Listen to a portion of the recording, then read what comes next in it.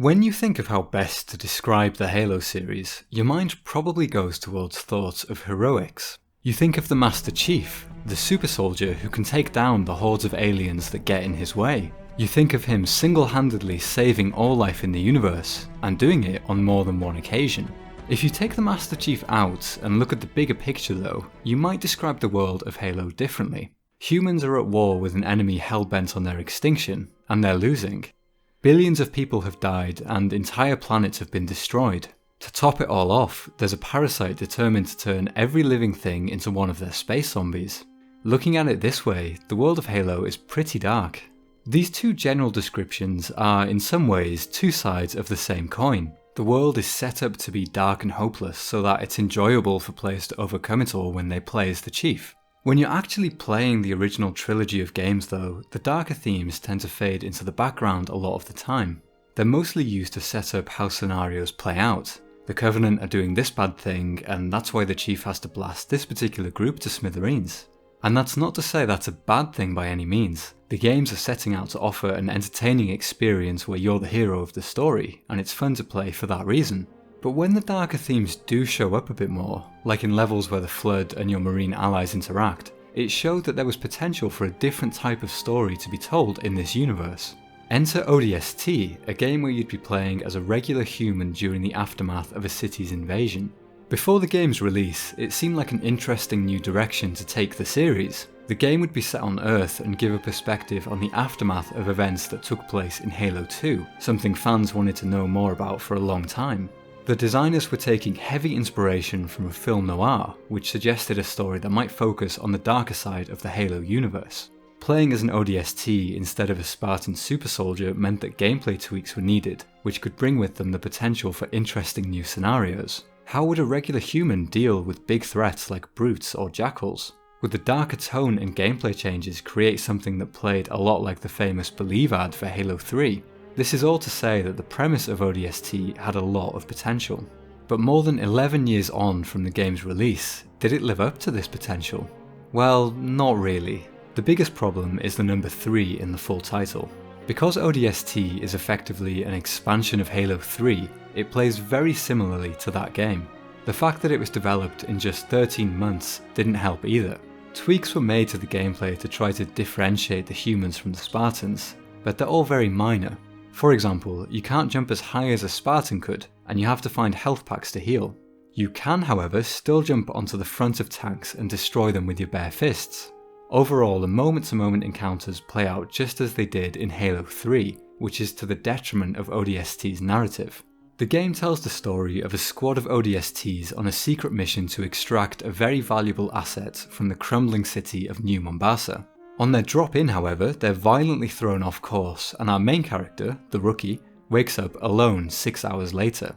He then has to explore the dark city streets to find clues about what happened to his lost squad. Every time he finds a clue, it triggers a flashback mission where you play out the events that led to that clue ending up where it did. That's the game's repeating structure. Explore the city as the rookie, play a flashback mission, then back to the rookie to find the next clue. It's in the flashback missions that the game most resembles the structure of Halo 3 in how they play both gameplay-wise and narratively.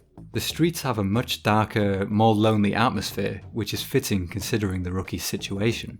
In addition to searching for the squad mates' clues, however, there's also audio logs to be found. As you've probably guessed from the title of this video, the way ODST handles these collectibles is where it best lives up to the potential of its premise.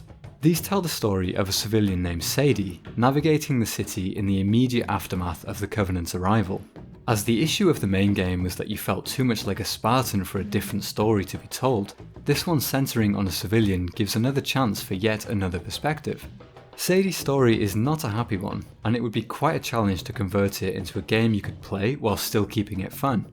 After all, Sadie is a civilian in a chaotic situation she can exert very little control on, which is great for storytelling, but not so much if you're trying to create interesting moment-to-moment gameplay. This predicament was one of the reasons the main sections of ODST failed.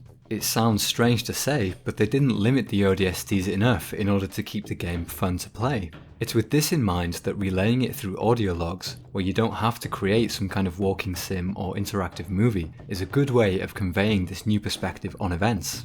Conceptually, the story has a framework based on classic poet Dante's Divine Comedy, during which Dante is guided through the 9 circles of hell by fellow poet Virgil. Beginning with Limbo, the subsequent circles represent lust, gluttony, greed, anger, heresy, violence, fraud, and finally treachery. In the game's menu, Sadie's story is organised into circles, each having a few arcs. During each of these circles, Sadie faces some challenge corresponding to the sins that Dante assigned to each circle in his poem. For example, to represent greed, she comes across a woman who's using the chaos to enrich herself by looting, and later on, Sadie's companion lies about the city's condition to inspire hope, thus representing fraud. All this is to say that the story of the audio logs is quite driven by its themes. There are more concrete points to it, of course. You get some extra information on the engineers, which implies you shouldn't kill them earlier than you get it in the main plot. The real point of it though is to help the game hit those darker themes its premise sets up. The ODST's motto is feet first into hell, which is something the game takes very literally. The Covenant invasion has caused the city of New Mombasa to become hell on earth. Suffering is caused not just directly by the Covenant, but by people themselves committing sins against each other after the collapse of society. It's in the exploration of these themes where ODST is at its most memorable. Because all of this is happening through audio recordings, and thus has already taken place in the past, it helps build the atmosphere of loneliness and unease around the rookie. In the recordings, you'll hear bustling streets filled with people panicking and trying to escape any way they can. Look around in the present though, and you'll see the dark streets completely empty, the only traces of people being the mess they've left behind.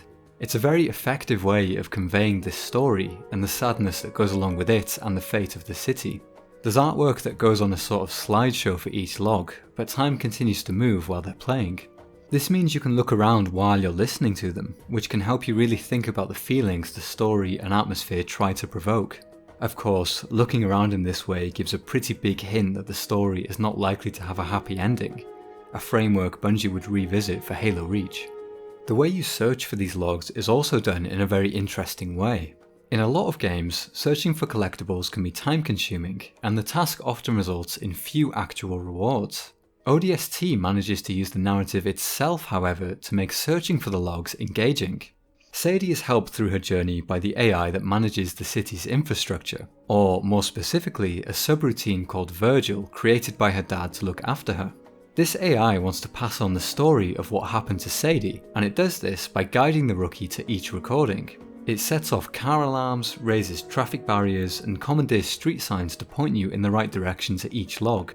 This means you can wander around the city taking in the atmosphere, coming across audio logs organically, thanks to Virgil pointing you in the right direction. For most of the logs, this means you don't need to look up an online map, which I think is always a good sign that a collectible was implemented well. Collect them all and the rookie understands the engineer's situation, which changes how a cutscene in the main plot plays out. Dare now goes to pull a gun on the engineer Virgil, only for the rookie to stop her. This is pretty rewarding, especially if you manage to see this on your first playthrough. Collecting them all also modifies how the Data Hive mission plays out. In this mission, the rookie travels with a police officer, who the AI Virgil seems to distrust.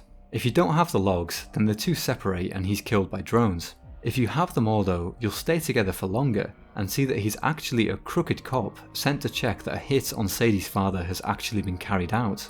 When he confirms this, he turns on the rookie to ensure that there are no witnesses.